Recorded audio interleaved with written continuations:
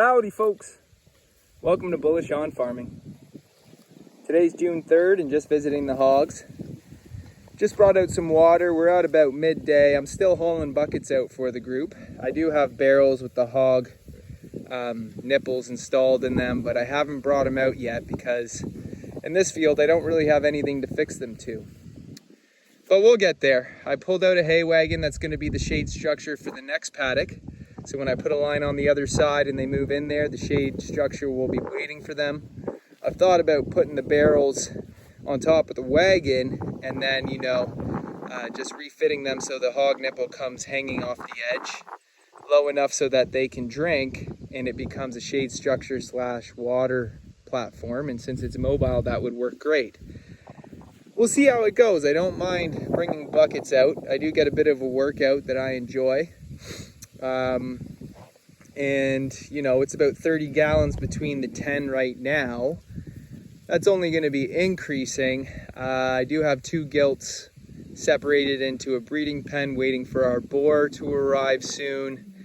And I also have 6 weaners in our training pen. So I think it's a total of 18 hogs on the farm at the moment. And we got 2 going in 3 weeks to the butcher. And then, it's 2 hogs a month going out. So things are going great. This paddock's holding up pretty well. It really was an experimental paddock, meaning I didn't know the size to give them. And we're in about a 4 or 5 acre field. And so, generally, I was imagining we would get 70 to 90 days rest off any given paddock in this field. It looks like we might be able to get 90 plus, which is a good thing because we're sowing feed behind the pigs. Last couple days that they occupy a paddock, I'm going to hand broadcast a forage mix. And, the next time they come around, they're going to harvest their own feed from the soil. They're going to use that snout for what it was made for. Not like they're not using it anyways. You can see that they are rooting and grazing. And actually, if you take a look at the next paddock, which is got an extra 10 days of growth compared to this one. But if I just take a look back there, you can see the impact.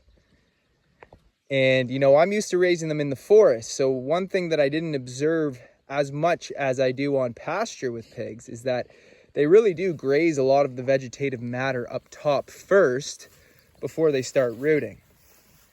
And I let them out through that gate and they still have access to go back to their A-frame shade structure in there and the trees in that fenced area. But, once they move to the next paddock and they have the shade with this thing, I'm not going to allow them to go back. That paddock's going to rest. And there's no reason for them to go back there. There's going to be food, water, and shade out here. And you can see they're already getting shade on the edge of this field. But having a mobile shade structure, I think, is going to be the most reliable way of giving these guys shade day after day. Because, we don't always have those trees on every edge of the field. And because the sections are quite small relative to the size of the field, not every paddock's gonna get the same love with the shade. So happy to have that next step going. It's really busy moving the cows. We got day-old chicks coming on the farm tomorrow for our broilers. We got more laying hens arriving in the next week, and just staying on top of fencing all these fields and laying out our water line grid has kept me pretty busy up to this point. But I'm starting to see over the hump. And all that front-loaded work that we're doing on the farm, because we moved on the farm in December, so to get the pasture program that we really enjoy running required some installation this spring. Once we get that front-loaded work done, we won't really have to do it next year. It's just about maintaining.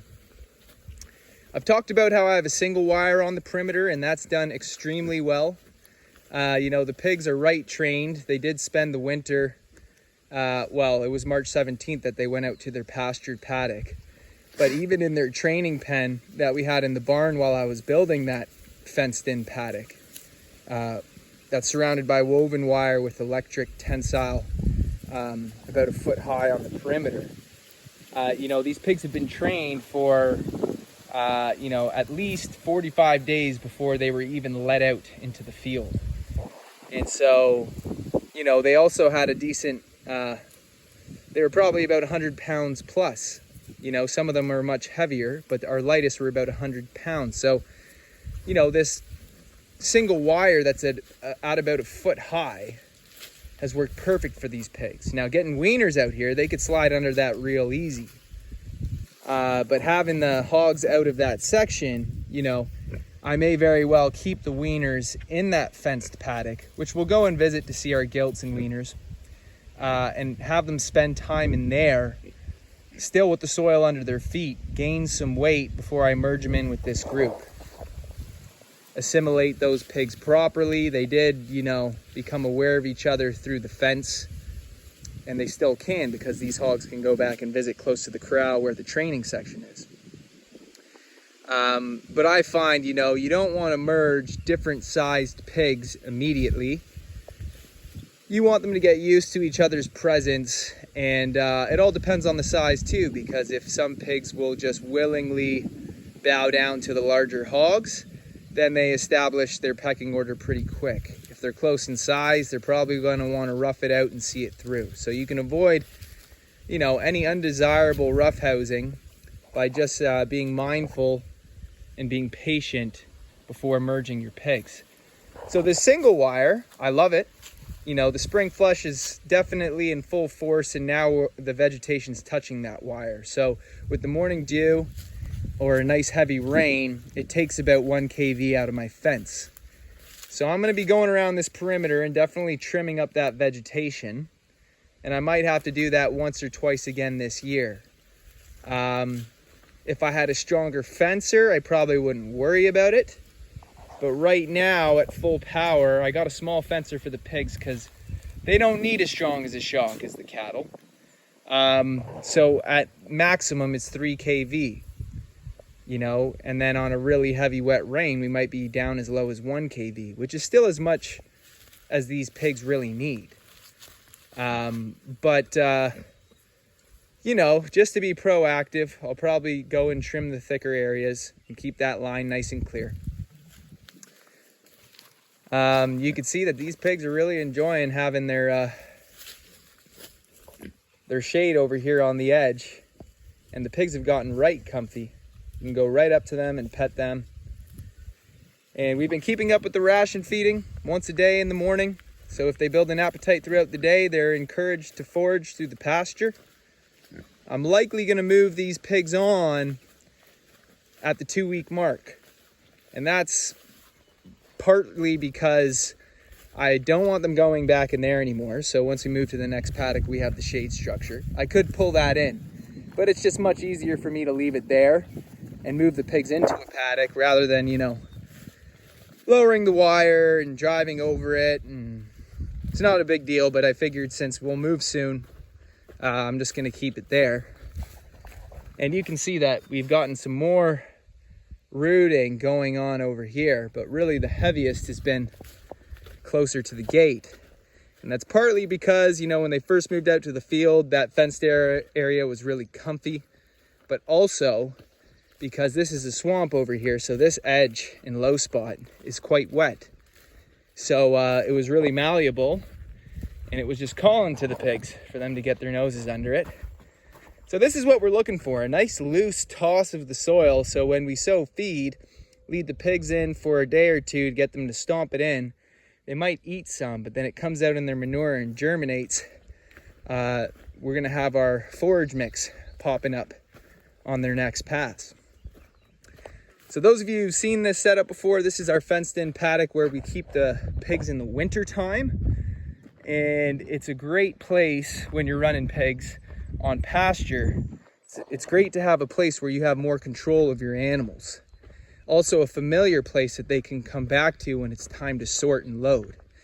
So we send 2 pigs a month to the butcher, and they come back in here, and what I'll do is I'll feed the pigs in that corral, and then as I do that, I just sort out the pigs I don't want to go, shut the 2 in, And then I feed those pigs going off to the butcher daily until they leave for the butcher by just opening our stock trailer, feeding them in there, getting them nice and comfy.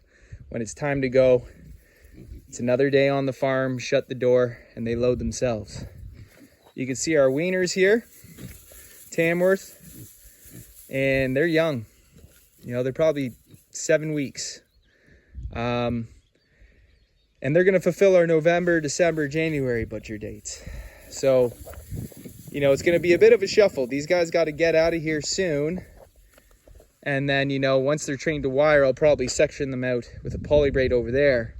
When I run the group back in through this paddock when it's time to load, create a lane, straightforward coming into here, sort out the pigs, send them back out to the field, and keep it straightforward and quick.